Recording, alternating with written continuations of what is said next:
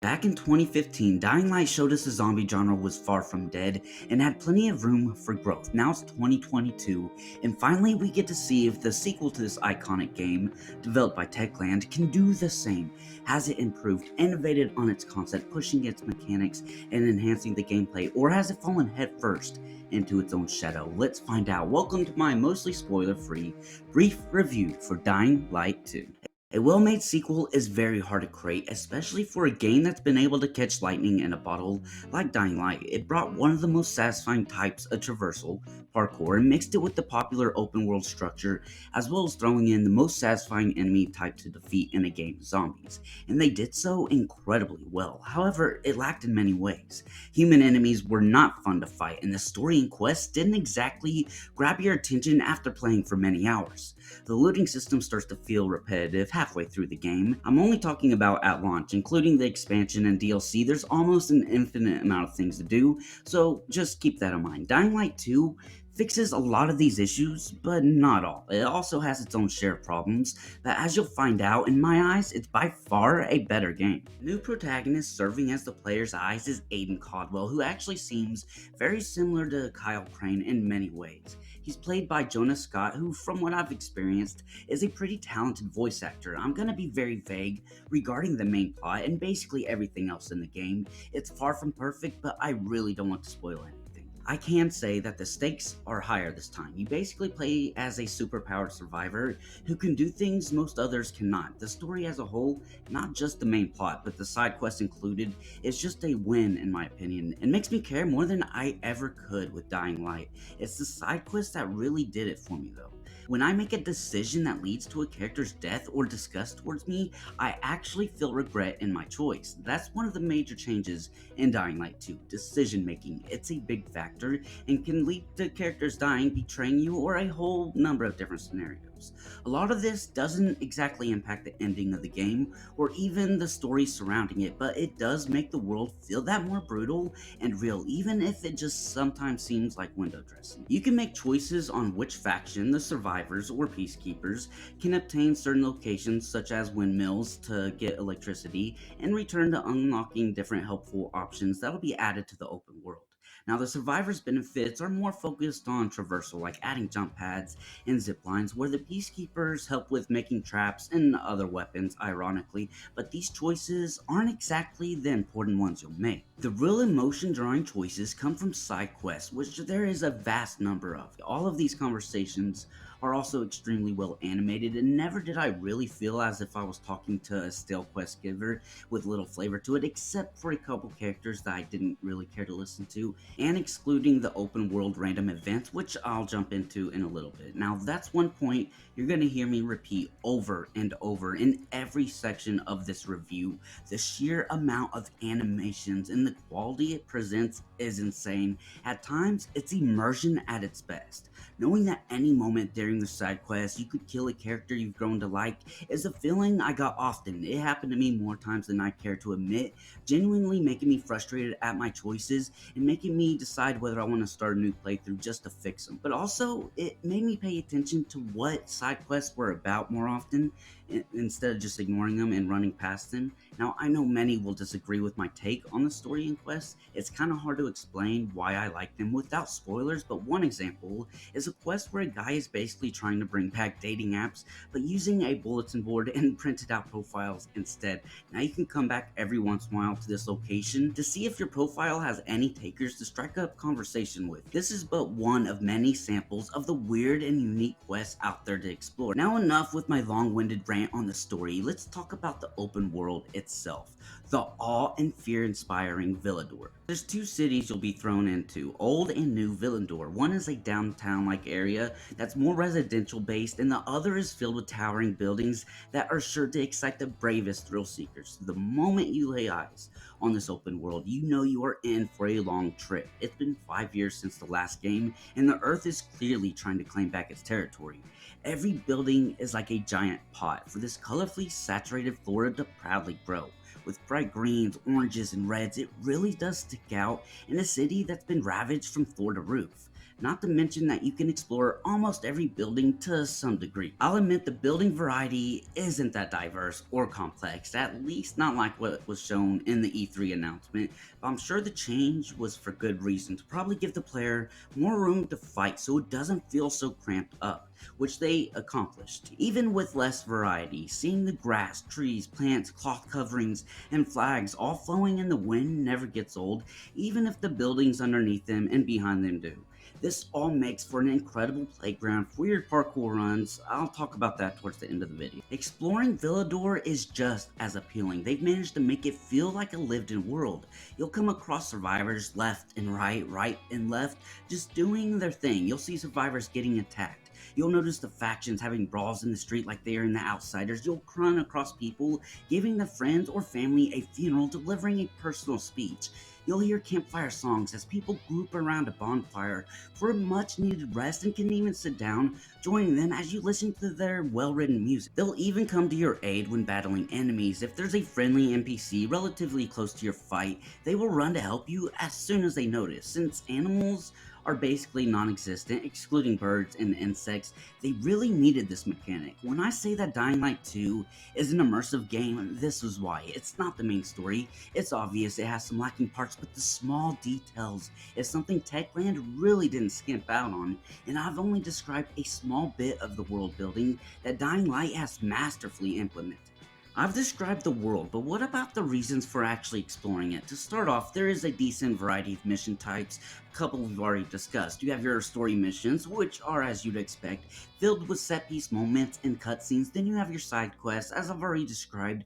These can range from regular fetch quests to completely unique objectives. Also, while out in Villador, you'll see different world events pop up, but these, after the first few times, are very generic, and the rewards for completing them are even less appealing. Hopefully they will change up the rewards instead of just giving you a healing or buff item. Now, it also has all your usual open world expectations, parkour and combat, time challenges, outposts to take on, binoculars to mark locations of interest, places to loot, and much more. There's also nighttime missions that are harder than the average quest. This is mostly due to the dark zone mechanic, which serves basically as an infected meter which progresses when surrounded by dark areas, indoors or outside. You can keep this meter in check with consumables and UV lights. This also makes nighttime less dangerous in Dying Light 2, making exploring at night almost completely worry-free as long as you're keeping to the roofs. It makes the game more accessible, but it definitely takes away from the scary aspect of the game.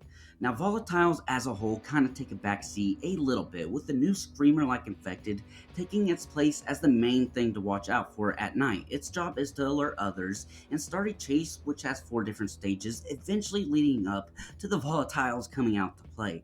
Now, they are relatively easy to kill when one-on-one, but they do a lot of damage and are very brutal when there's 2 or more in a group. A little tip, bows are extremely overpowered, as they should be. They feel great to use and come in handy fighting the unique zombie types, so if you're finding yourself having an issue, try to scavenge around for a bow. Speaking of bows and fighting, let's get away from the boring topics of exploration and talk about the delicious meat to these buttery potatoes, the intense combat and parkour capabilities. One of the best things Dying Light brought was the physics-based combat that had a real feeling of impact. It's very recognizable, so when booting into Dying Light 2, the first thing I noticed was how different it felt. At first this worried me, but as I went on, I discovered a very obvious reason for this. Sure, the health bars do take part in making it feel more arcadey and RPG-like, but these can be easily removed, which does help a bit towards giving that original Dying Light feeling. The real reason, however, is more mechanical based. I think it feels different because they've had to strip down that combat down to its roots to rebuild it specifically for human enemy encounters, and it's just what ended up being in the final product. It's very hard to replicate combat systems while stripping it down and adding major changes, so this to me isn't a big deal, and it's just the evolution of Dying Light combat. Whether for good or bad, it does make fighting human enemies and bosses more fun to a point. I just wish the bosses as a whole had more unique mechanics. Some do, don't get me wrong, but seeing a few more attack patterns would have been really cool. Combat here is very simple, but it can be complex if you are creative with the tools eventually given to you. If I had to compare it to something, it feels like a more active and modern version of Skyrim. For instance, you have this bash that really reminds me of Elder Scrolls, but instead of a shield, you obviously use a kick. The first game had this stuff kind of, but mixed with the more melee focused combat and weapons, it genuinely felt like Skyrim. The gameplay loop also had a hand in bringing this feeling. I usually don't like to compare games, but I felt it was worth noting, especially given the fact that you don't use guns for range attacks. Now, there are guns in the game, I'm not going to show any of them off or spoil them. It's very few and very limited ammunition. But replacing these firearms, as I mentioned before, are bows, as well as crossbows and throwing knives, all of which are very fun to play around with. There's a good variety of bows that look progressively more badass, which is for the arrow types as well. There's multiple to experiment with. One of the more fun types are the infected arrows, which, as it sounds, allows you to turn almost any human NPC to a zombie, so if someone pisses you off, you're like, okay, you're undead now. You can sit there and watch the whole process, which I found really awesome. The first game had some of this stuff, especially after DLC additions, but as a whole, it makes being an archer a more rewarding playstyle than ever before. I do expect many to be bugged by the lack of firepower because I've had that feeling as well, but the reasons for guns not being around is because of story reasons I'm not going to spoil, like I said, so it does end up making some sense. I do find myself missing those unique guns from quests as you got in the first game. They were really fun to collect. Luckily, there is a lot more uniquely designed melee weapons to kind of make up for it. Now, on the topic of combat, I wouldn't mind if the combat and parkour skill trees had a bit more to it, but that's only because I always find myself wanting more, and in reality, the game has a good amount of choice when it comes to the skill tree. The real possibilities, however, come from the loot and weapon drops. The loot has 5 rarity tiers, as you would expect. Armor drops is also a thing in Dying Light 2, but in this, the game feels lacking to me. There's not much variety in armor drops, especially in the beginning,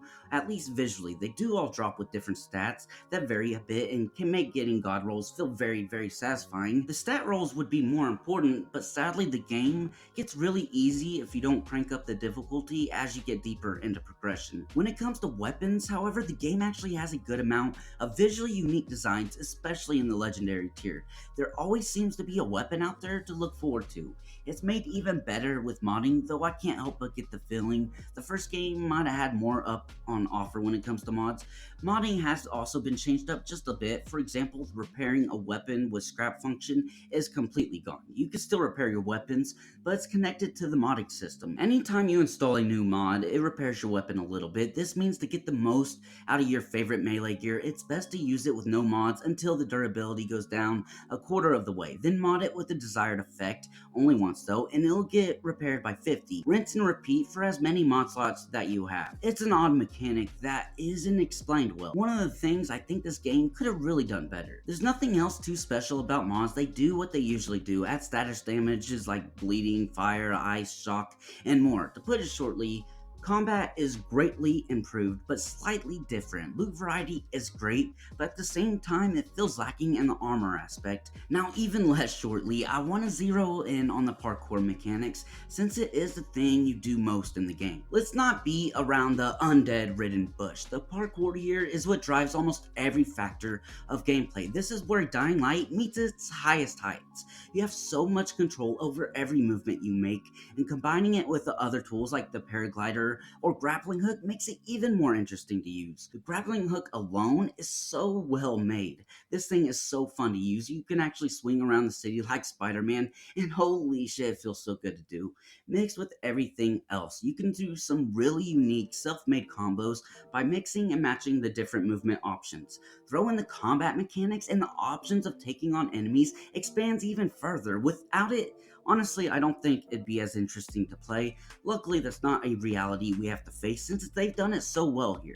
I'm sure if you watch a lot of my videos, you're tired of hearing me say this, but the most exciting part is the future updates to come. The best memories of the original games were the many different updates that added entirely new mechanics, weapons, levels, and so much more, not even including the expansion that changes up the feel of the game entirely, for better or worse. The devs mentioned they plan to do the exact same thing here, except now they have a tight grasp on what DLC content should consist of, and hopefully they'll keep to their word. There's a lot I probably forgot to mention, good and bad, like the bugs that ruin the game for some. In a lot of cases, it's preventing people from actually experiencing the game at all. That does suck, and I feel for you. I am sorry if you're experiencing that, and I really hope they get those major issues fixed soon, which they've already started on. The first few post-launch patches have already been dropped, so hopefully these patches will continue to release as quick as possible. I didn't mention the variety of enemy types, which could be better, but still is decent enough. I didn't bring up the fact that there's some really awesome collectibles out there, ranging from newspaper articles to tapes left behind by survivors. One thing I especially found myself going out of my way for were the voicemails you can listen to. You'll find phones inside office buildings and homes that have voicemails left behind on them. It'll usually give you an idea of what may have happened to that person or that location. This and many more things show how much attention Techland paid to world building. If I had more time, I'd go more in depth on the story and every other aspect, as I do believe the game deserves it. There's many videos out there that gives a more organized take. However, I just wanted to get my thoughts on a franchise I just can't get enough of. When all is said and done, it comes to the main questions. Is the game worth it? Is it the next gen game people have been waiting for?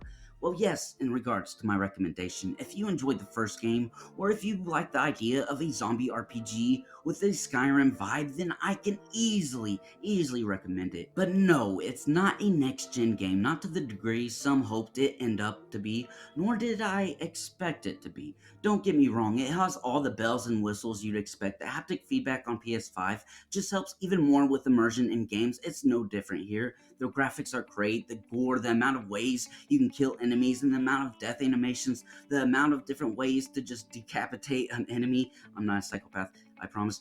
Parkour animations, particle effects, lighting, it's all fantastic, which cannot be stated enough. So not being a next-gen title doesn't mean it's not the next generation of Dying Light. Overall, it feels like an innovation on the original concept, and when it comes down to it, I believe that's exactly what a sequel should aim for. With time, it's probably going to improve and become an even better game, which nowadays would be something to kind of look down at, to scoff at. However, this time around, the game launched as a complete experience with hopes of becoming more. Thank you guys for watching this anything but brief review. I tried to keep it short, but found that kind of difficult to do with Elden Ring and Wonderlands, among other games coming up. You can be sure to see more reviews from me, and eventually I'll be posting a video going over admittedly old news to the point where I can't even call it news, but I have some topics that are just begging for my opinions and I really want to talk about, so expect some videos covering some old stuff to catch me up. Until then, I hope you guys stay safe and well. I'll see you in the next video. I'm out of here.